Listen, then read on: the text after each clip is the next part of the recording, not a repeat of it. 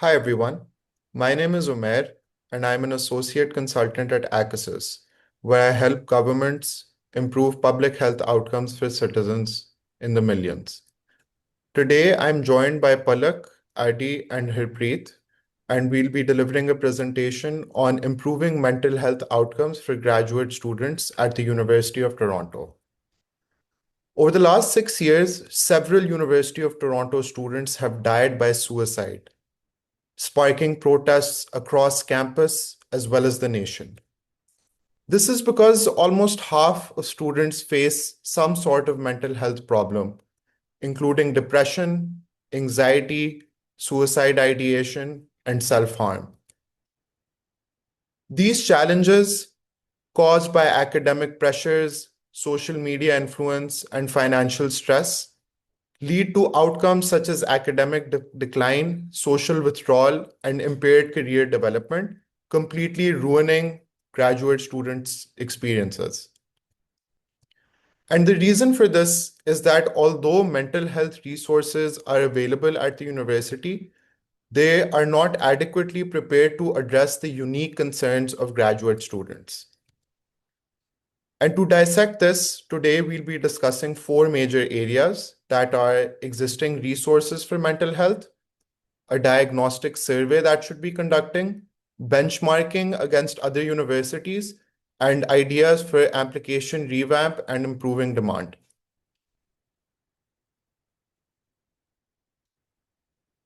Understanding the existing resources at U of T, we use these Navi, TELUS, SafeTalk, and we understood from current students on how much the peer group helps them.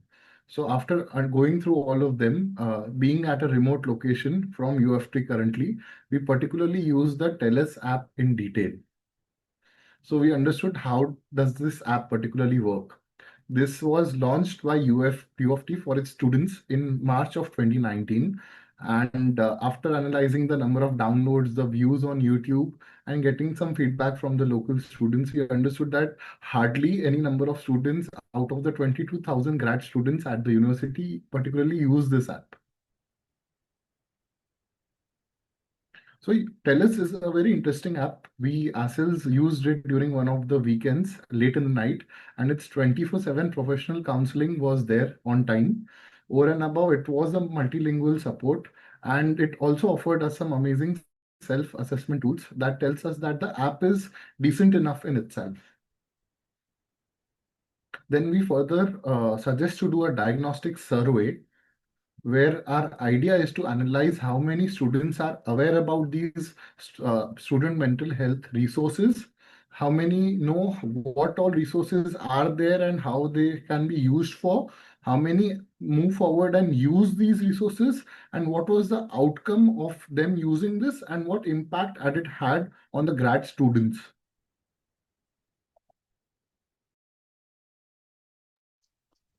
On the issue of benchmarking, we compared what is obtainable in other universities worldwide to what is currently available at U of T, and then how we can further improve U of T's offerings and application. So institutes we researched on include Stanford University, University of Cambridge, National University of Singapore, and the team from all those universities suggest that there's a dedicated approach to mental health, such as the creation of a graduate life office that is dedicated towards the graduate students, the creation of funds, which funds mental health initiatives, mandatory mental health module incorporated into student learning and thesis writing circles and supervisor mental health training to make sure that the staff are equipped to train students and make them feel better. Also, moving on, we checked on offering offered by University of British Columbia, the KCL Students Wellbeing app, and My Awareness and Intellect app at the National University of Singapore, with differentiators including holistic and campus-wide approach, clinical validation ability on the application, and a mitigant really puts in place in terms of financial stress resources, which makes students what's called easy, so that by knowing their financial status and that the university supports their financial initiative, they are able to seek for help as relates to finances. So on this, we're able to recommend to the university that we incorporate storytelling and publication platforms into the U of T programs. We expand substance awareness programs.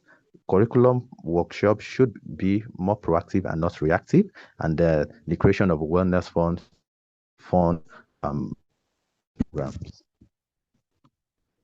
Also, would be recommending that the app does tell us has a simplified onboarding, AI-based CBT chatbots, sensor-driven check-ins, and multi-channel reminders so that students do not miss prompts as it relates to programs and initiatives.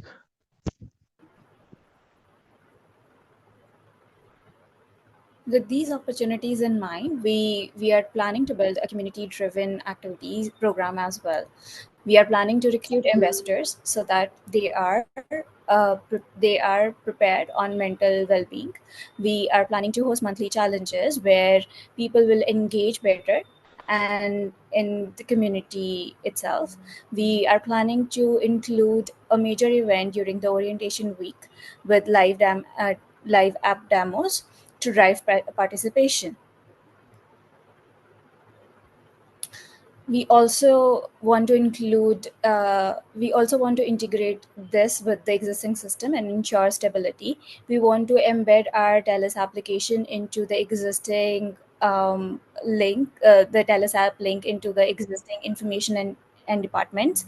We want to train the faculty to introduce the app in the orientation sessions. We are planning to strategically place QR codes in the high traffic student areas. So the overall cost for this program would be the chatbot and the content would take the major part of it, because that is the major improvement area that we are looking at, and that is the most driven area. So we are allocating 45,000 there. We are allocating 15,000 to the pair ambassadorship and challenges, and we are also allocating 10,000 for the healthcare integration. So the overall budget does seem 70,000, but it is a projection for over 2 years. So the budget for the first year would be 45,000, and the maintenance and sustainability for the next year would be for 25,000. So the long-term impact, we are looking at average of about 5,000 additional registration users, 3 to 5 time increased weekly check-ins, and reduction in reported stress score over the next 6 months. With this in mind, with all the solutions that we have proposed, as a person whose own brother was uh, a part of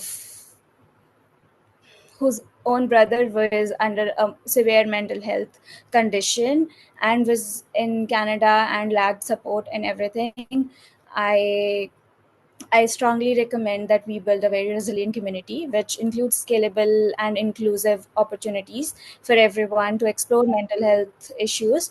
And we provide complementary care, we provide sustainable growth, and we also give our students the option to use this mental health app as their daily routine and not as the last stoppage in their journey. So with this, we hope that we could improve the mental health app and the well-being for our students. Thank you.